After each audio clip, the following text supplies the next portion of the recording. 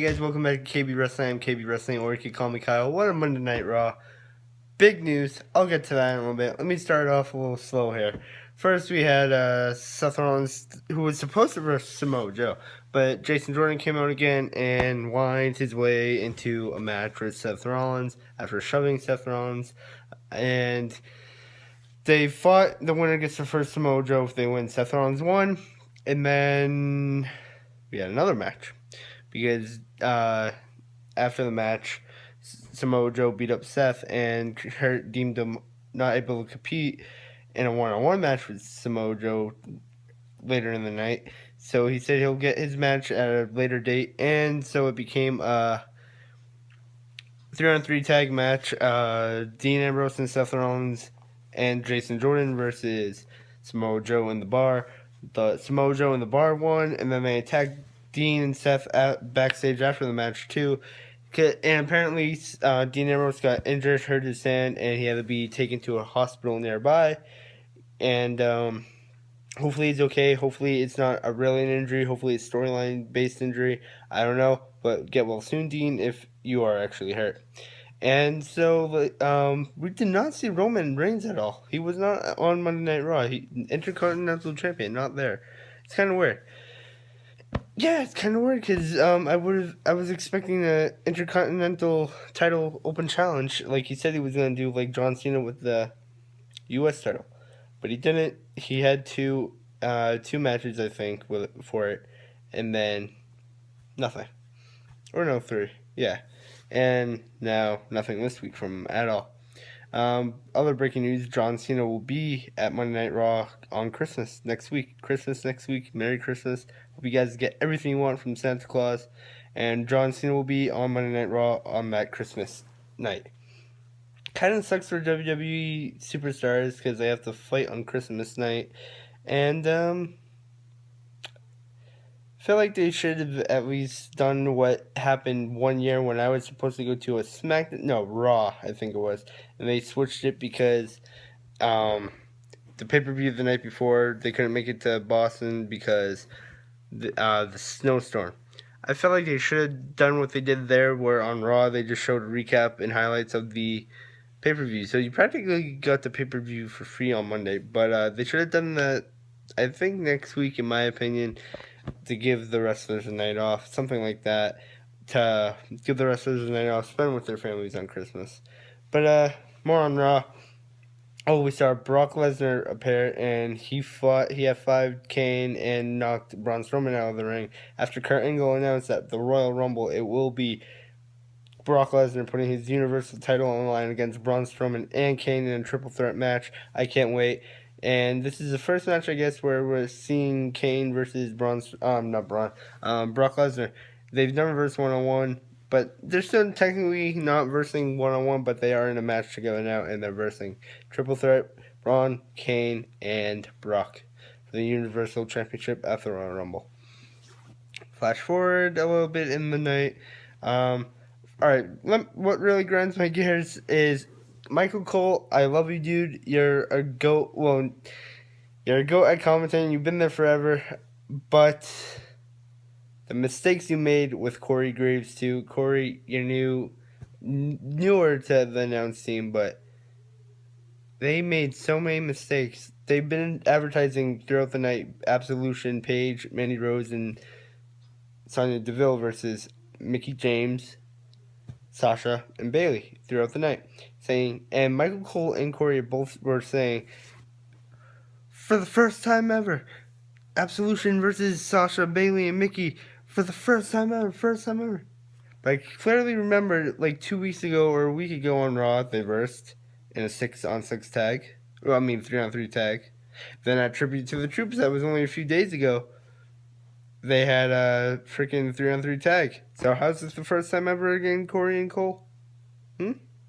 Booker T did a better job announcing tonight and he's a kook on commentary if you listen to him on Raw. Alright, flash forward again, Corey Graves and Michael Cole. Sasha Banks comes out. They say, because she comes out during Elias's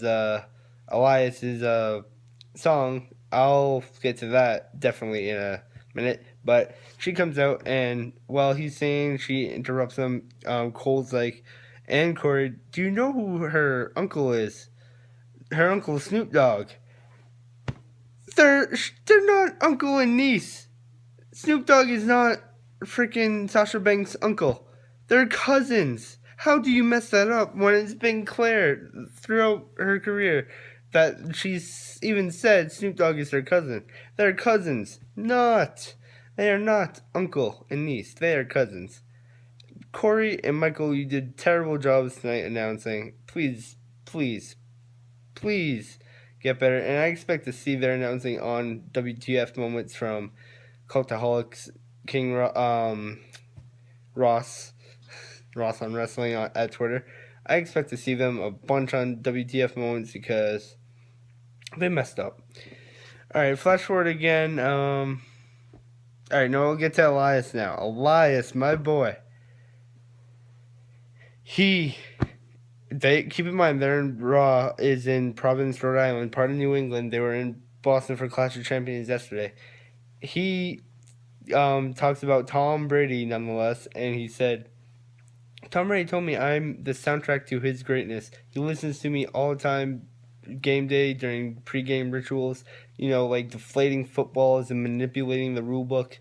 I die there because, of course, people are going to say that and call Brady not the GOAT and hate on him for stuff like that. But Elias, he did not say that in New England. And then he went to go on and say he's dedicating a song, and he's singing a song about Roger Goodell. As you all know, who Roger Goodell clearly hates Brady, and he is the NFL commissioner, and he needs to be replaced as soon as possible.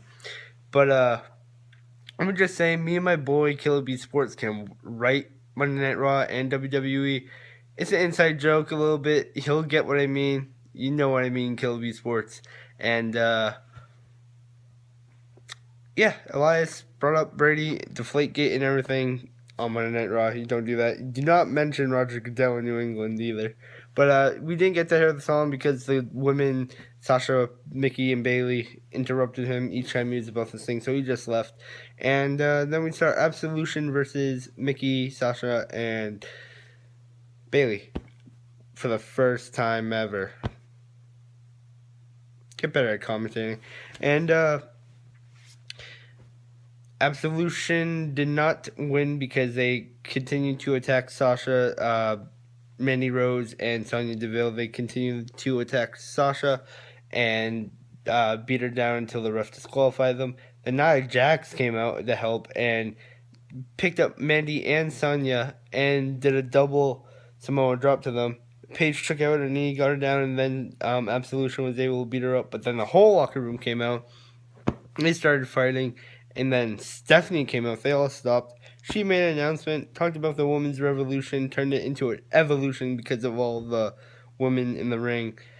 And she dropped the bombshell. January 28th, at the Royal Rumble, we will see, for the first time ever, the women get their own Royal Rumble match. It's great. I'm assuming SmackDown is included in this, because I don't think, let alone on Raw, I don't think there's 30 women in the active roster. So I'm assuming they're letting SmackDown come in, and whoever wins gets a chance at the SmackDown title or the Raw Women's title. Maybe NXT superstars will appear, like in the men's match Royal Rumble, where some NXT stars have appeared. Maybe women's will. But this is groundbreaking news for the women's division. They're getting their own Royal Rumble at the Royal Rumble January 28th. And so now we also not one Royal Rumble match. We get two Royal Rumble matches. Divas. Oops, I said Divas.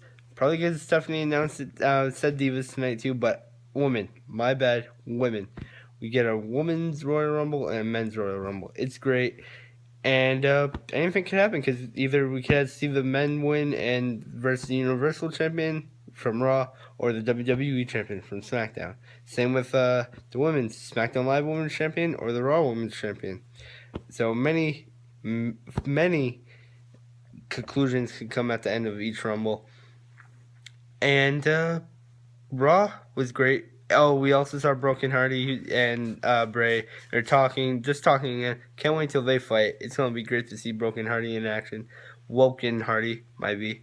And yeah, groundbreaking news. So women's get their own Royal Rumble. I can't wait. I can't wait for the Royal Rumble, January 28th, 6 weeks away.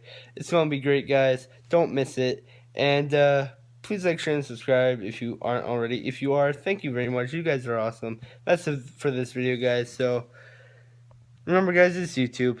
Stay drama free.